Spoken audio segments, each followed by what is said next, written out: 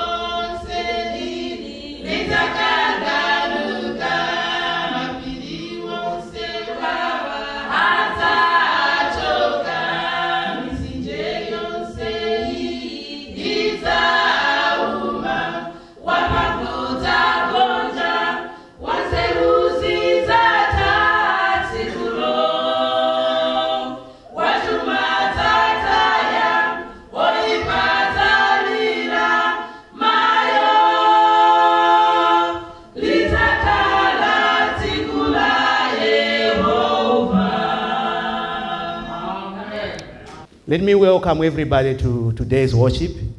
God has blessed us, and it is good and proper to be in God's temple.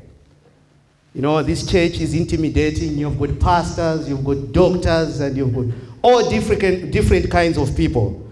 But we appreciate your humility that you can sit on the other side. I want to thank everybody who has taken part in worship, starting from the music, starting from the one who took the prayer, the Dorcas women, everybody. We want to thank you. And my wife, thank you for the introduction. My wife says the truth every time. She doesn't lie. Amen to that. I want to thank the little ones. They are growing, very soon. When I came here, they were the children of the cross. They were very young. Now they have gone. Now there's kind of a gap here. Now we have these little kids. So what we are trying to do is try to build them up so that they take the place of the others. Amen. So it is very important, parents, to bring our kids to church. Sometimes leaders, when we put leaders in Sabbath school, it's kind of frustrating sometimes because you come and then there's nobody to work with. But as you can see, they are learning. They are learning whilst they are young. This is what we need to do. Now, because these kids are part of my sermon, so I'll allow them to just do one song to complement what I'm going to say. My God is so big, so strong and so mighty. There's nothing my God cannot do for you. My God is so big, so strong and so mighty. There's nothing my God cannot do for you. He made you change, He made you see. He made the earth and just to do. My God is so big, so strong and so mighty. There's nothing my God cannot do for you.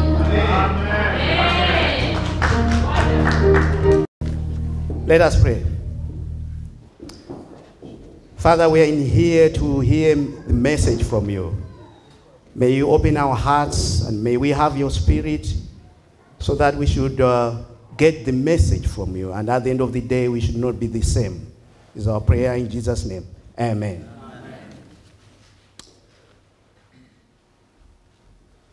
First Kings chapter 17. A prophet named Elijah from Tishbite in Gilead said to King Ahab, "In the name of the Lord, the living God of Israel, whom I serve, I tell you that there will be no dew or rain for the next 2 or 3 years until I say so." Ellen White says, Elijah just went through the security without being noticed. And he just kind of appeared from nowhere. He just appeared in the king's palace. All of a sudden, he was in front of the king. And he pronounced this judgment. For 3 years, 3.5 years, there will be no rain or dew. The circumstances that led to this judgment is found on 1 Kings chapter 16, 32 and 33. If you check 1 Kings chapter 16, 32 and 33. Ahab the king had built an altar for Baal and Ashtoreth. All these were idols, foreign idols. Ahab the king of the chosen nation had turned away from God together with Israel and started worshiping idols. If you read down verse 34, 35, you find that it displeased God. When I've been studying Elijah for some time, it's a topic on its own. How God hates idols in our life. When we turn to idols, it takes God in his heart. He hates it. He hates idolatry. Baal and Ashtoreth were the gods. The other one was a god, the other one was a goddess. They say they were the gods of fertility. When they looked at Baal, they looked at the God whom they said brings them provisions, whom they said brings them rain and dew. So instead of worshiping the true God, they were worshiping these idols. They were looking at Baal and Ashtoreth as their source of everything. My title is Our Source. Sometimes Christians, we can fall into this trap. When we look at other things other than God for provisions, we are idolaters just like Ahab. Yes, we may not worship the sun. Yes, we may not worship a statue. But there are so many. I said, I don't want to dwell on this. It may take my time. But there are so many ways we Christians worship idols. Some of us worship our jobs. Some of us worship our bosses. Some of us worship our bank accounts. Some of us worship our intellect. Some of us, we don't consider God. The thing that we put in place of God, number one, in place of God, that is an idol in our life. My topic, I don't want to talk about idols today. I want us to go somewhere. So, Elijah pronounces judgment for 3 years rain. So, Israel was an agriculture economy. So with no rain, there will be suffering. But God says to Elijah, I'll read on verse, is it 3? I can't see properly, but 3. Then the Lord said to Elijah, leave this place and go east and hide yourself near Cherith Brook, east of the Jordan. The brook will supply you with water to drink, and I have commanded ravens to feed you. Elijah obeyed. So, Elijah has pronounced judgment. 3 years there will be no rain. Obviously, this is going to affect him as well. But because he is in God's will, God will provide. Because he is in God's will, although there is this judgment that has been pronounced to everybody, God says, I'll take care of you. You go to the brook Cherith. I was checking what brook is. It's a stream, a secret water reservoir. There the birds will feed you. I will not take time on there because this is our Bible study in the afternoon. So whilst he was at the brook, when we read down there, it says, Elijah obeyed and went to the brook. That's the other thing about Elijah that I like. When he hears the word of God, he obeys. When he hears the word of God, he doesn't ask questions. You know, Elijah was from Gilead. As he was going down the Jordan, Ellen White says in Patriarchs and Prophets, he says, Kings and Prophets, he says, he saw green vegetation, rivers flowing. You know, if it was me, I would have said, how is it possible these rivers will never dry up? How can I deliver such a message? But Elijah always obeys. He obeyed. Now he obeys to go to Brook Cherith. And as time goes by, that brook dried again.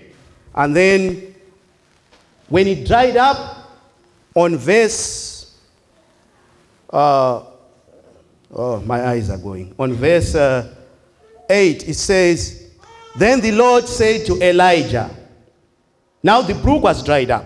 There's no water. Then the Lord said to Elijah, now go to the town of Zarephath, near Sidon, and stay there. Again, God says, I want you to move from this place. This has dried up. I want you to move to another place. Elijah again obeyed. You know, it is high time for us Christians. When we hear the word of God, we should obey. Amen. Amen. Because coming here, do Bible study, do quarterly lessons, listen to the message, and say whatever you can say, and then no obedience, no action, we're just wasting our time. Amen. We are just walking encyclopedias, full of information, but with no action. We are just as good as Ahab, just as good as heathens. But when we listen, when we hear, when we read from the Bible, the next thing is to act, obey, and let's do what God wants us to do. Now, so Elijah went to Zarephath, and as he came to the town gate, he saw a widow gathering firewood. God says, Elijah, I want you to go to Zarephath. There, I'm going to feed you. There is a woman, I have instructed her that she will feed you. So Elijah gets there, he says, please bring me drink of water. And he said to her, and as she was going to get it, she called out, and please bring out some bread too. And the woman said, by the living Lord, I swear that I don't have any bread. All I have is a handful of flour in a bowl and a bit of olive oil in a jar. I came here to gather some firewood to take back home and prepare what little I have for my son and me. That will be our last meal, and then we will starve to death. So God says, Elijah, there is a woman, I have instructed her, a widow. You know, if it was me in those days, I would say, no, come on, wait a minute. There is a famine in the land where everything is dry, nothing, no crops, no food, famine. And God, you are saying I should go to a widow? Widows were the least in society, the poorest. And you know, just the mere mention that go and live with a widow at that time, it doesn't make sense.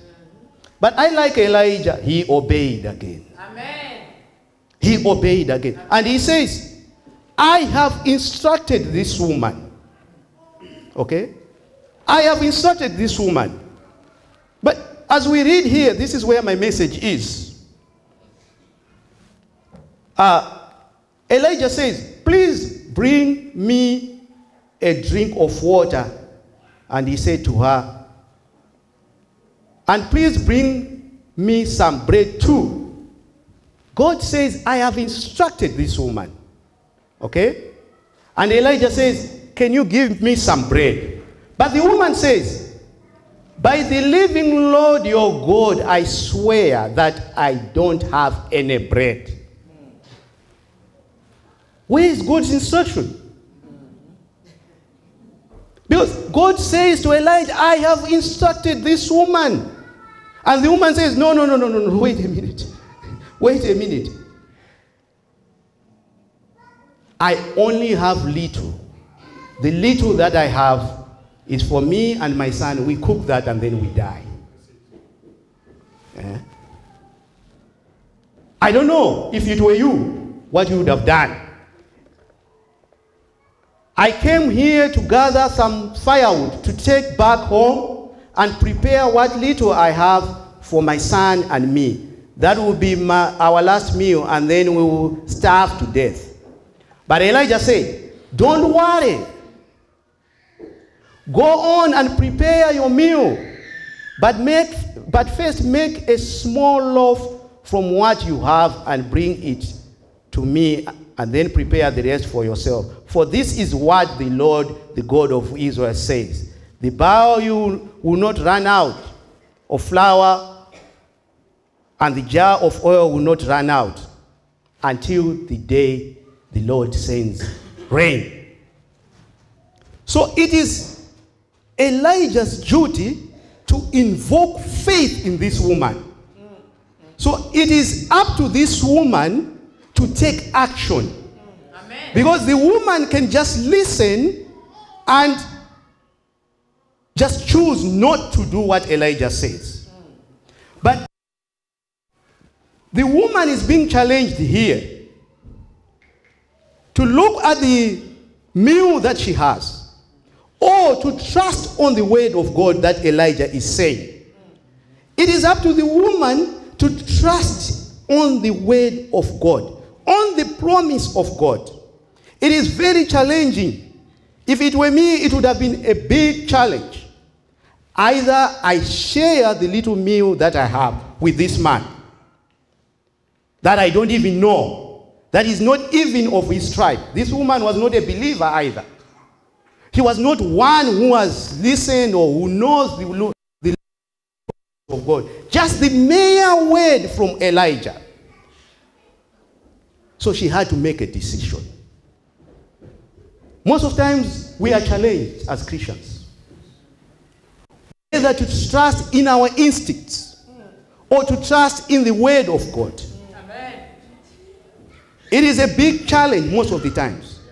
You look at your bills, and then you look at your neighbor who has nothing. Or maybe the treasurer was here asking for offerings. You look at that with the money that I have. How am I going to survive? Amen. Even your time. It's not only money. Even time. You look at the things that you need to do. Then you look at the things that you need to do for the Lord. Amen. Once we start moving in faith, God will always fulfill his promises. Amen. I'll read down there. It's chapter. As I said in the beginning, it's 1 Kings chapter 17. I think it's this is now verse 8, verse 19. For this is what the Lord, the God of Israel, says: the bowl will not run out. I read that already. The widow went and did as Elijah had told her, and all of them had enough food for many days, as the Lord had promised through Elijah. The bowl did not run out of flour, nor the jar ran out of oil. So the woman believed the word. The woman believed the word. A foreigner, somebody who never knew about the God of Israel, believed. Amen. And she went and acted. And the jar never ran out. They ate many days and days and days and days and days. You may say this is Old Testament. Cynthia read on Luke chapter 4, verse 25, 26. Jesus called out this same very passage. When there was a famine, God did not send Elijah to any other woman, but she sent Elijah to a foreigner, who after he believed, God blessed them. We are challenged. When I was preparing when I was preparing for today, at first I wanted to continue on the topic of forgiveness. But I saw I'm one of the building committee members. I saw in Elder Tichitaya's programs that on 23rd, there's going to be a special day for building, where we are being challenged to build God's temple. We in Michiana Church, we are being challenged to build God's temple. The money that is needed is $50,000. So far, we have $27,000, which means we need $23,000. Since I came here on this church 2012, we have been collecting money, and the money that we collect per year maybe is $2,000, $3,000. Why? Because we are failing to act on the word. We are scared. We are scared. If I give out this money, if I give out all my paycheck, what will I eat tomorrow? But I thank God that none of us here is in the situation that this woman was.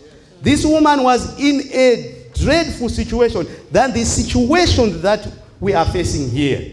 If you give out all your paycheck just 1 week, you will not die. And we will not expect you to die. Or even half of your paycheck on 23rd. If you give even half, you will not die. But this woman who only had one meal believed, and she gave, and she ate, and she ate, and she ate. We Christians who knows, I don't know how many promises of the Bible are in there. We Christians who knows, since I came 2012, this is 20, for 5-6 years, we are failing to get 50,000. This is how it goes. He will come, he will make a sermon. Can we come offerings? They will start with building. This is how it happens, year in, year out. They will start with building department. Building department will come. Building, who will sit at the corner? No, we need to show a good example. How much are we going? We are 10 here. You 100, you 100, you 100, you 100. They'll put 1,000. $1,000. Hey, the building committee has got $1,000. Okay. Now let's do the rest. The rest will give 600. 1,600. Sivande will come. Appeal, hey, let's make it 2,000. Sivande will come and appeal, hey, another, and then it will come to 2,000. And then Pastor Due will come. Hey, now, pledges now, guys, pledges.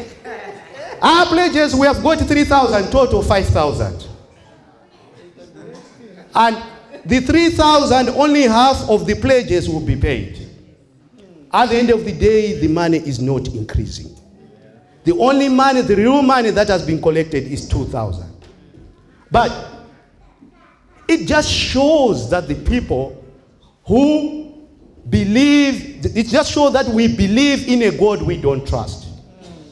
If we want to attack 23,000 on 23rd, it is very possible.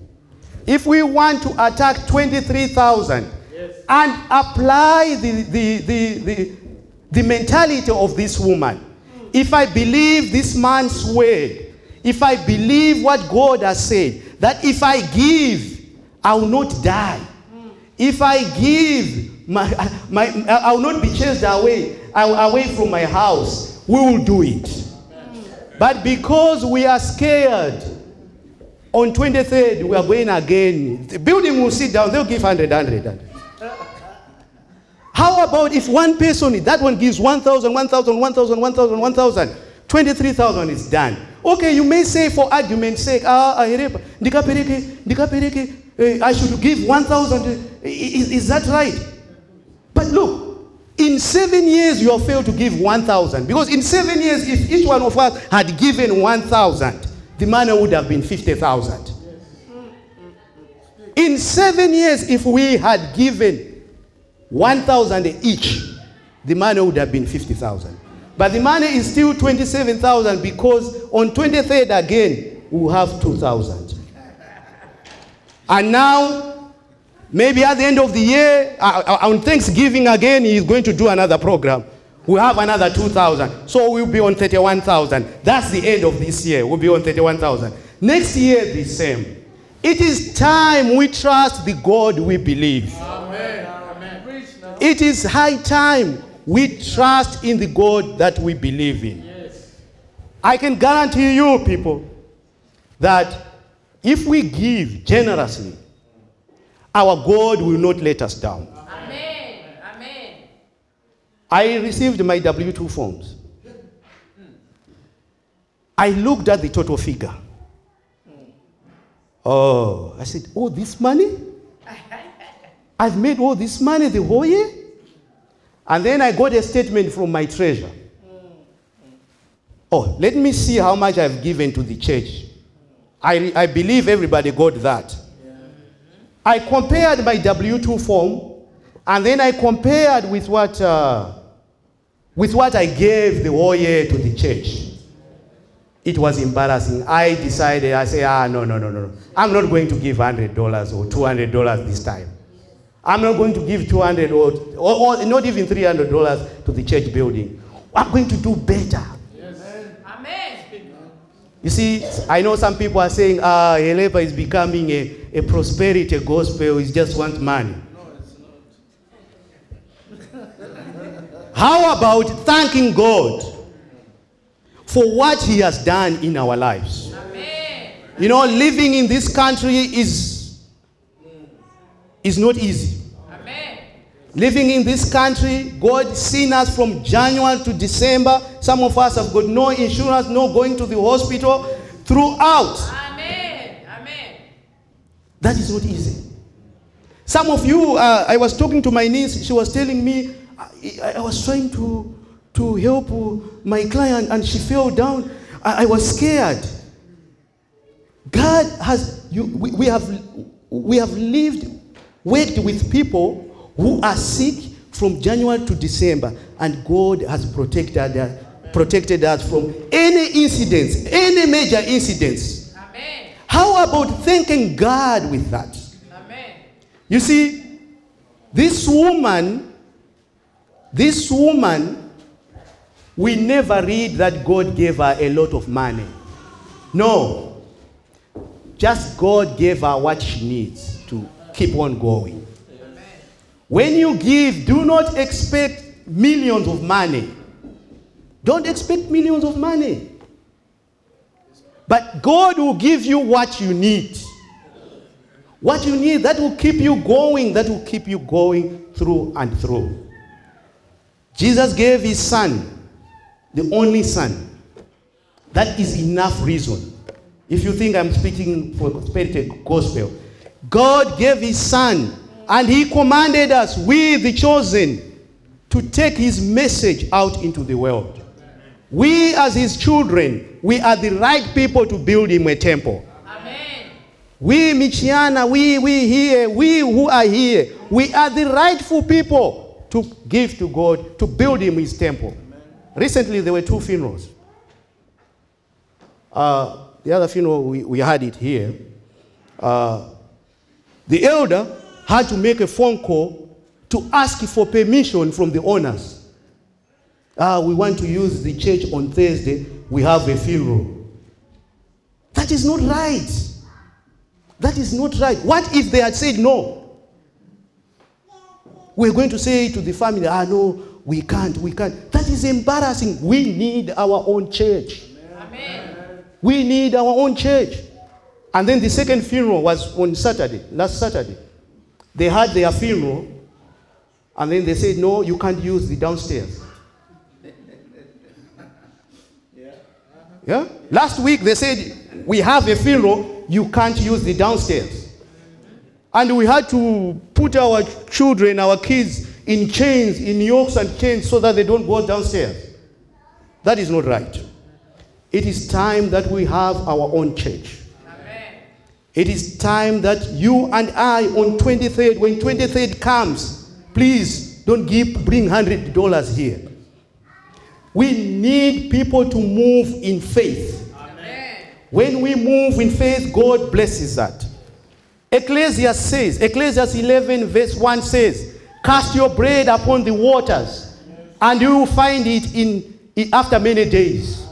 Luke 6:38 says, give and you will receive a good measure. For the measure you use is the measure you will receive. Proverbs 3:9 says, honor the Lord with your wealth and the best part of everything. Amen. What is the best part of everything in terms of money? A good psalm. I avoided reading today's lesson because I saw that it was kind of what I was trying to prepare. We are talking about giving to God. If there's any person to give, it has to be God. If we fail to give God, our provider, by the time we think of giving to God, he has already given us. Isn't it so? Because when we say, I want to make an offering, God has already blessed you with that offering. So it is my appeal, my last verse I'm going to read from Matthew. Matthew 6, verse 19 to 21. Matthew 6, 19 to 21. Matthew 6, Yes. 19 to 21. Do not lay up yourselves treasure on earth, where moth and rust destroy, and where thieves break in and steal. But lay up for yourselves treasure in heaven, where neither moth nor rust destroys, and where thieves do not break in and steal. For where your treasure is, there your heart will also be. Where your treasures are is also where your heart is. We Christians, we need to start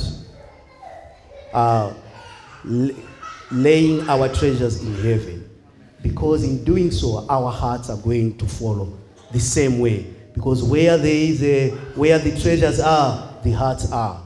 It is my prayer that when the day comes, we move in faith. Amen. It is my prayer that at the end of the year, we'll have our 50,000 for down payment for deposit. Amen. I asked the treasurer before I made this sermon.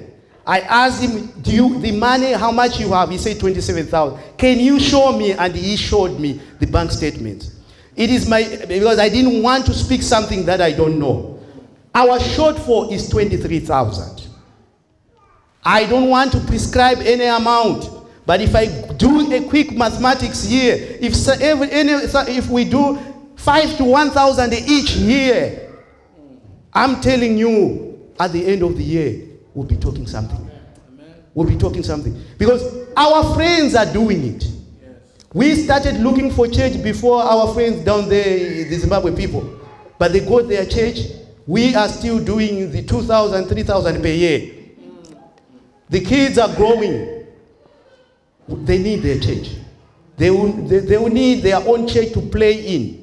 We don't need this unnecessary, say, now you can't use the church. One day they will say on Sabbath, we want to do the service in the church on Sabbath. And then we won't be able to gather here. It is my prayer and it is my hope that come the 23rd, when the building chairman will stand here and make appeals, we'll be able to give according to how God has blessed us. The giving of church building is free will. You give according to how God has blessed us. In faith. When you give to God, you are not losing. We are only showing our gratitude to the Maker. Amen. May God bless today's message. It is possible that I may not have been articulate, but may the Holy Spirit continue to minister in your hearts. In Jesus' name, amen. Amen.